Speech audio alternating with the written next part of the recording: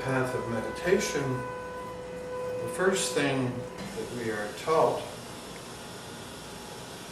is what is known as shamatha, or peaceful abiding meditation. That is, we need to, our mind, meditation, the word we're translating as meditation in Tibetan means getting used to, being familiar with. So from that point of view, we've been meditating on distraction for many years. And we're quite used to it. We're very familiar with our mind, so to speak, going off somewhere. Now our mind and body are obviously connected with each other. I think we could safely say wherever our body goes, our mind goes. But I don't think we could say everywhere our mind goes, our body goes. Because our body is always actually here, in the present moment. But our mind could be on vacation on the Gulf Coast, or in Haiti, feeling compassion for what's happened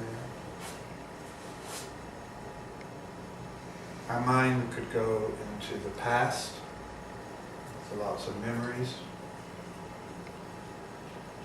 good memories maybe, some regrets. Our mind can go into the future with our plans of how enlightened we will be after this weekend. Or whatever, what we're going to do. And it's not that thinking is not important. And it's actually not, for a meditator, thinking is not a problem. We're not trying to get rid of our thoughts. I think every meditator goes through that idea that this sounds easy, just sit down and follow my breath. Ooh, it's not as easy as I thought, because I have all these thoughts. They keep taking me away. If I could only get rid of the thoughts, then I could be here and I could be peaceful. But again, that's as Sakya Mipham Rinpoche said, trying to stop our thoughts is like trying to stop an avalanche by holding up our hand. It's the nature of our mind to produce thoughts. And so it's going to continue to produce thoughts. The issue for the practitioner is that thoughts take us away from the present moment, take us away from being here.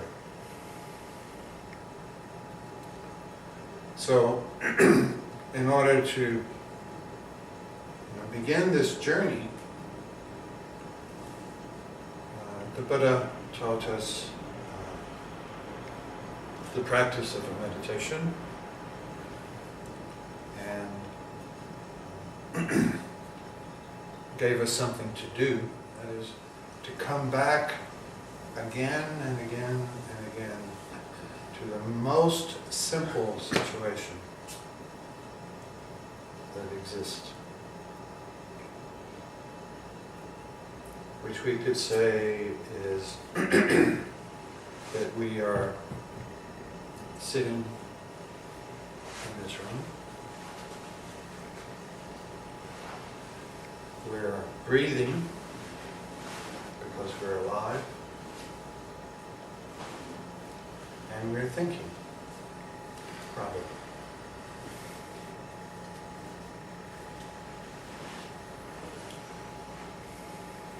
So the Buddha taught, in terms of to stabilizing or synchronizing our mind and body together, that we can use particularly the breath, which is an expression of being alive, as a reference point to our body and the present moment. Because we breathe with our body, and breathing is always taking place in the present moment. So so the instruction is to place our mind,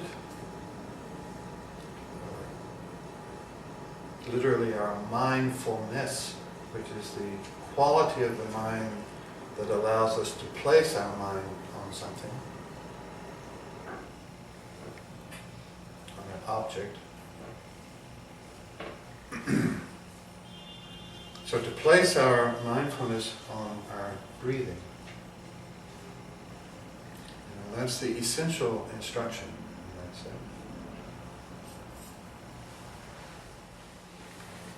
So it's really helpful, it's very helpful to get a good start. Instead of just, kind of coming in from our busyness and sitting down on the cushion and trying to jump on, kind of jump on the breath, so to speak. So some kind of a entry, so to speak, gradual transition. So this is very helpful whenever I can remember to do it. And so when we first sit down, we can establish our posture like you all just did, and feel or occupy our body, experience our bodiness.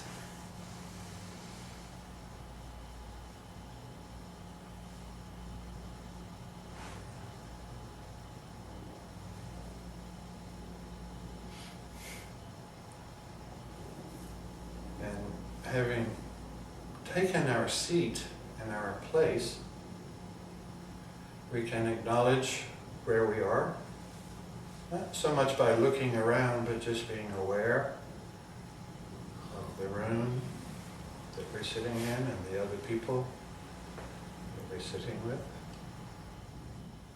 Having taken our seat and acknowledged the environment in which we are in, we could take an attitude of being our own best friend. We're going to spend some time together. And then when we're ready, we can find our breath, which we can experience with our body. And place our mind or our mindfulness on the movement, the flow of the breathing. Actually